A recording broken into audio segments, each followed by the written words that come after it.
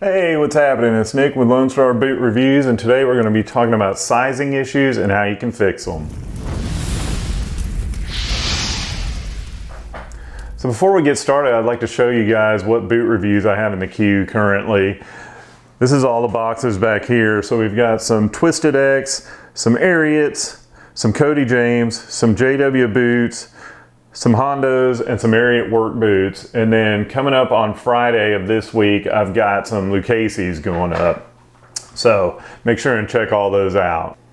Now, over the last couple of months, I've had a lot of conversations with Phil Guijardo from Hondo Boots, and it was actually his idea that I make this video. So I appreciate that, Phil. Thank you. So if any of you guys have any suggestions for videos you'd like to see, go ahead and leave me a comment down below, and I'll get to as many of them as I can. So there's several different issues that can affect sizing in a boot. The first of which being different brands a lot of times have different sizing. I actually mentioned that in a video a couple of weeks ago. So a solution to that problem that I do a lot is to go to a boot store, and whether I'm there to buy something or not, I go ahead and try on a lot of boots from several different brands just so I know what size I wear.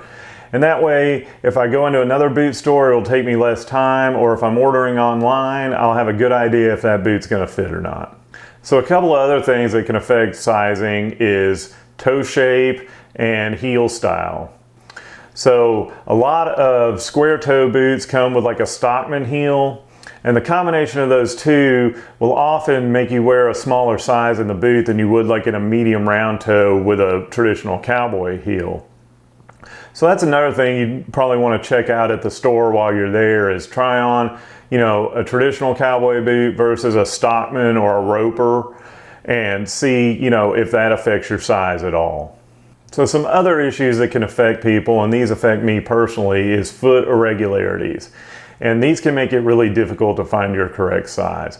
And what I mean by that is you may have flat feet, or you may have a high instep, or you may have feet that are really wide. And so the issues that I actually have a different issue on each foot, which makes it very difficult for me. On my right foot, I have a collapsed arch. So that makes my foot wide and flat. On my left foot, I have a high instep. So in most boots, I would say, I wear an 11D, and it's usually a little bit snug on each foot, but it'll stretch and break in and be comfortable after a few weeks. So with me and the issues I have, I can wear anywhere from a 10.5D to a 12 EE, depending on the brand and the style of the boot. In most boots, I would say I wear an 11D, which wasn't the case until fairly recently. I've been buying more boots of different brands than I ever have. And so a lot of the brands I didn't know. So it just turns out that in the brands that I was buying, I wear a different size than what most brands are in their standard sizing.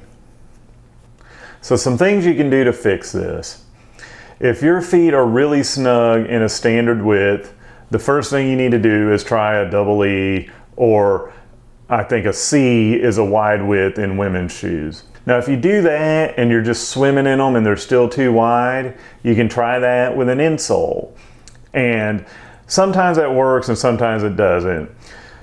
Couple of issues I have with that is if I use a thin insole, it usually doesn't take up enough space.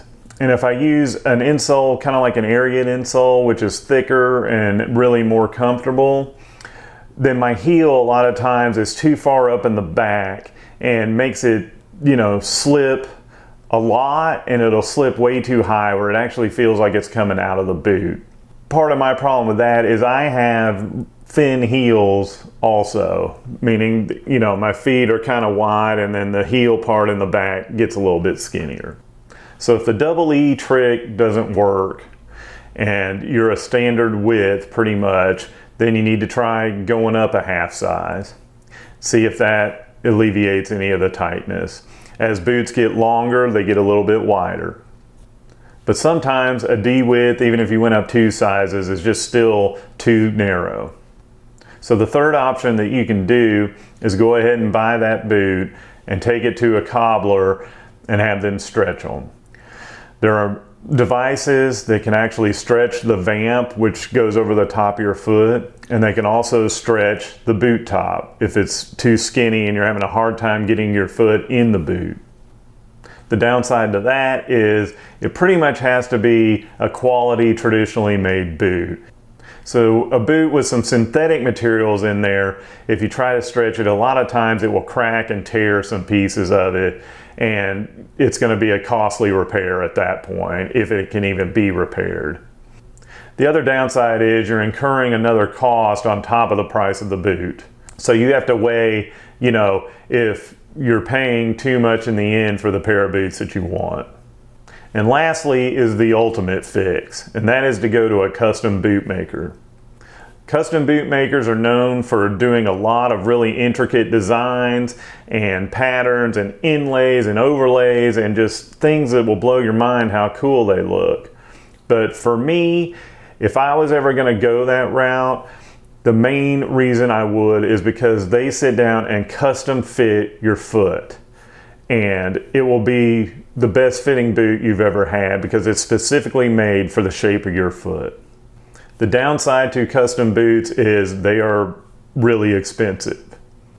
But custom boot makers usually will do a more basic boot which will pull down the price quite a bit. A lot of working cowboys will go to custom boot makers and get a working boot made. But even if you're having a more basic boot made, it's still going to hit your pocketbook pretty hard.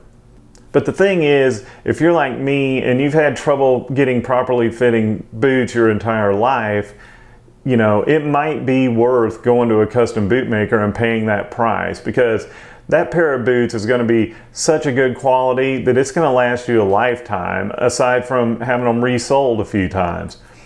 So let's say you paid $1,200 for a custom boot. To me, it would be worth it because it's the same as buying 6 pairs of $200 boots that didn't fit properly. And, I've bought way more than that over my lifetime. And if you're like me, I haven't gone that route yet because honestly, it's hard for me to fit that in my budget. But anyways, guys, those are the basic issues and the basic fixes to those issues. Now, if you like this video and you want to see more content like this, go ahead and subscribe and click that little bell so you know every time I upload a video. Thanks for watching, everybody, and I'll see y'all on the next one. Take it easy.